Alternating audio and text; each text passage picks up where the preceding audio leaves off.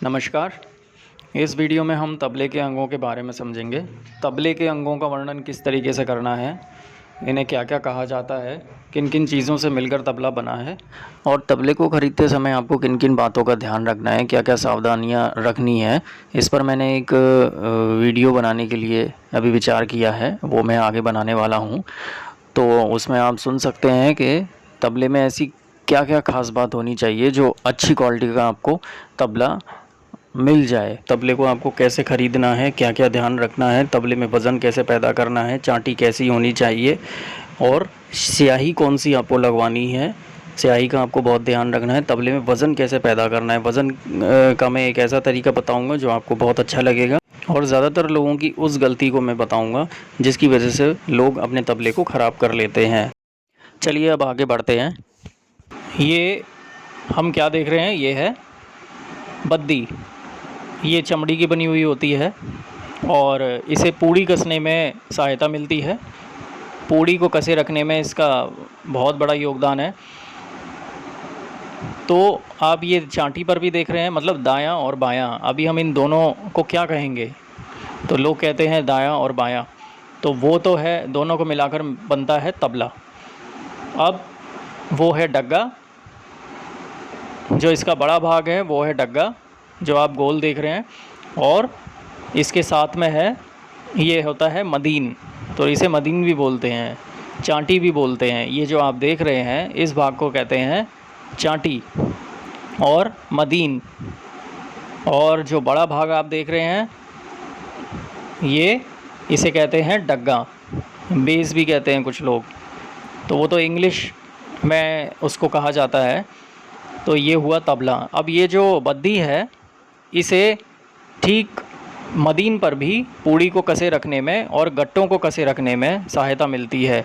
इसके बिना तबले में ध्वनि पैदा नहीं हो पाएगी। अब ये जो आप देख रहे हैं ये है गुडरी।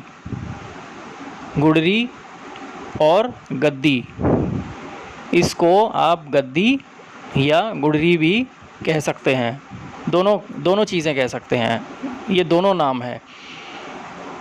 इससे तबले को टिके रहने में सहायता मिलती है। तबला इधर से उधर लुढ़क नहीं पाता, तो इसलिए इसके बिना तबला टिक नहीं पाएगा। इसीलिए ये है इसका आसन कह लीजिए, इसके बैठने का, तबले को बैठे रहने के लिए, इसको टिके रहने के लिए इसमें सहायता मिलती है। अब ये क्या है, ये हैं गट्टे। ये जो आप देख रहे हैं लकड़ी के टुकड़े ये देख रहे हैं, ये हैं गट्टे।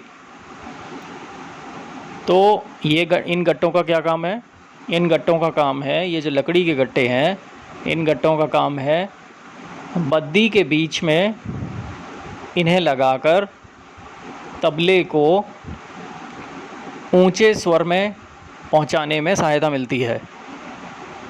आप इसको ढीला कर देंगे तो तबले का जो स्वर है वो नीचा हो जाएगा। आप इसे कसना, अगर आप ऊंचे स्वर में वादन करना चाहते हैं तो इसको आप कस दीजिए।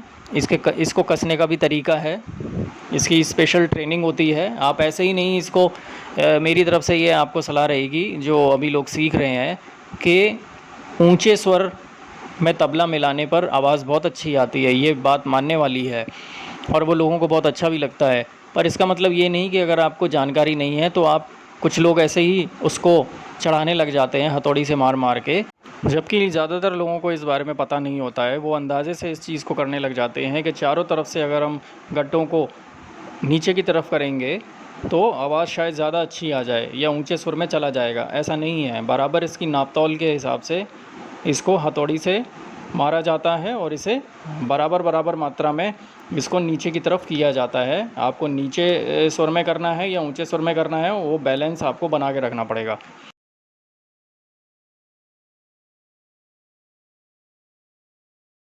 अब आप ये देख रहे हैं स्याही, ये जो बीच में पूड़ी के बीचों बीच आप काले रंग का देख रहे हैं गोलाकार, इसे कहते हैं स्याही। इसका लेप होता है। ये जो आप देख रहे हैं, बहुत से लोगों को शायद जो नहीं जानते उन्हें मैं बता दूं कि ये कोई चिपकाया हुआ नहीं है, इसका लेप किया जाता है और इसमें कई घंटे लग जाते हैं। इसी से ध्वनि बनती है। और ये सबसे ज़्यादा जो स्याही अच्छी होती है वो लोहे के चूर्ण की होती है। तो लोहे के चूर्ण की स्याही सबसे ज़्यादा अच्छी मानी जाती है।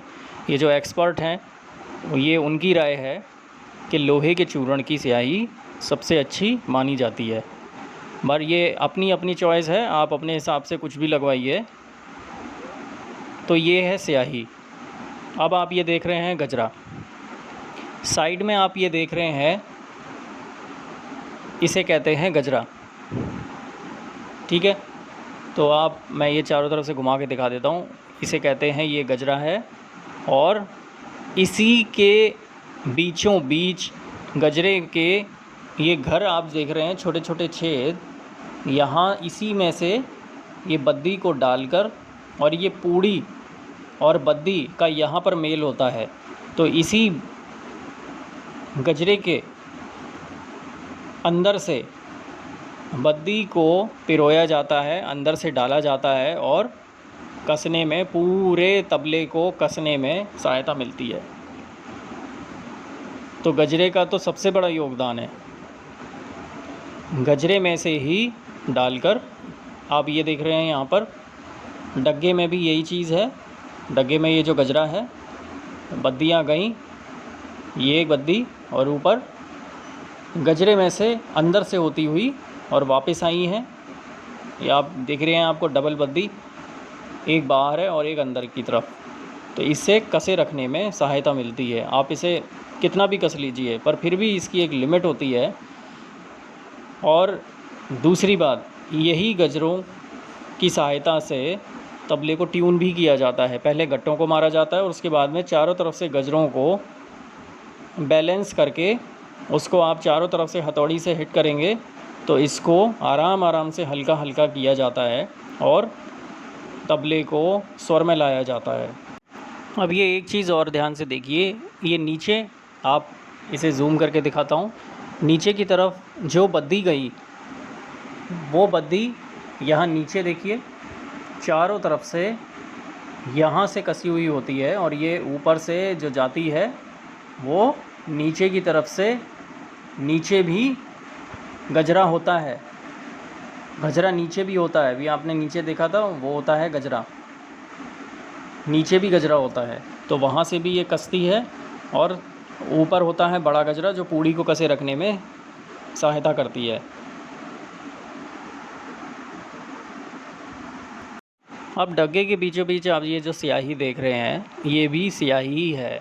जो आपने अभी मदीन पर देखी थी वो भी स्याही है, जो चांटी अर्थात चांटी, उस पर भी जो बीचों बीच देखी थी वो स्याही है। आप इस पर जो डग्गे पर आप जो देख रहे हैं, बेस पर जो देख रहे हैं बीचों बीच, ये भी स्याही है, और ये भी लोहे के चूर्ण की सही मानी जाती है। और अब ये देखिए, ये है मैदान। स्याही के चारों तरफ जो आप ये खाली जगह देख रहे हैं, ये है मैदान। आइए बात करते हैं लव की। ये लव कहाँ होता है, तबले के किस भाग पर होता है? तो ये होता है आपका, जैसे मैंने बताया था आपको कि दाहिने को क्या क्या कहते हैं, चांटी भी और मदीन भी। तो ये दायां पर मिलेगा आपको, स्याही के और चांटी के बीचों बीच लव है। स्याही और चांटी के बीचों बीच ये आप देख रहे हैं, ये लव है, और बहुत खूबसूरती के साथ इसे बनाया जाता है। पूड़ी के बीच में स्याही है, और स्याही के बिल्कुल किनारे किनारे ये लव है। तो ये लव देखिए, जिस तरीके से डग्गे पर मैदान है, ये मैदान देख सकते हैं आप। मैदान का आकार, ये जो डग्गे पर जो मैदान है, ये चांटी के मुकाबले ये मैदान का जो व्यास है वो बहुत ज़्यादा है। तो ये डग्गा है, और ये जो स्याही के चारों तरफ आप देख रहे हैं, ये मैदान है, और इसका व्यास चांटी के लव से ज़्यादा होता है। ठीक है, अब बात करते हैं चांटी की। तो ये देखिए, ये चांटी है, किनारे किनारे पर होती है, गजरे और लव के बीच में। देखिए गजरा, गजरे के बाद घर आता है, ये छोटे छोटे छेद आप देख रहे हैं, उसके बाद ये चांटी है। अब ये देखिए, ये है घर। ये जो छोटे छोटे मैं आपको घुमा के दिखाता हूँ, तो ये बहुत सारे छेद जो आपको दिख रहे हैं, ये हैं घर। जैसे पहाड़ों के बीच में छुपे हुए घर होते हैं, गुफ़ाएं होती हैं, इसी तरीके से ऐसा लग रहा है कि ये जैसे पहाड़, ऊंचे पर्वत के ऊपर छोटी छोटी गुफ़ाएं हैं। तो ये घर हैं जो आपको ये दिख रहे हैं। बहुत खूबसूरती से इसका आविष्कार हुआ है इस तबले का। और ये तबले में ये जो चीज़ें हैं इतनी कलाकारी के साथ तैयार की गई हैं, बहुत बारीकी से। तो ये आपने अभी घर देखा, बिल्कुल इसी तरह डग्गे पर भी घर होते हैं। ये देखिए, ये छोटे छोटे आप छेद देख रहे हैं गजरे के ऊपर, ये छोटे छोटे छेद गुफाओं की तरह, ये भी डग्गे पर आपको मिलेंगे। ये हैं घर, आप देख रहे हैं बहुत सारे छेद, मैंने अभी घुमा घुमा कर दिखाया आपको। ये छेद हैं, ये है घर, ये है लकड़ी। ये जो दायना है, जिसे हम दायां कहते हैं, चांटी भी कहते हैं और मदीन भी कहते हैं, इसका जो इसकी जो बॉडी है वो लकड़ी की बनी हुई होती है और स्टील में भी होती है। पर इसके बाहर जो है वो कोई भी धातु की परत आप लगा सकते हैं। जैसे इसमें आप देख रहे हैं कि तांबा लगा हुआ है, और ये सब कुछ वज़न पैदा करने के लिए होता है। आइए अब बात करते हैं गोट की। गोट कहाँ पर होता है? डग्गे में। डग्गे पर गोट होता है। कहाँ होता है? ये देखिए, ये यहाँ आप किनारे पे देख रहे हैं पीला पीला पंसा, ये एक पट्टी सी चारों तरफ लगी हुई है गजरे और घर के ऊपर, और स्याही और मैदान के बाद। तो ये जो आप देख रहे हैं पीली पट्टी सी, जो अंदर पूड़ी को थामे हुए है। तो ये था तबले के अंगों का वर्णन।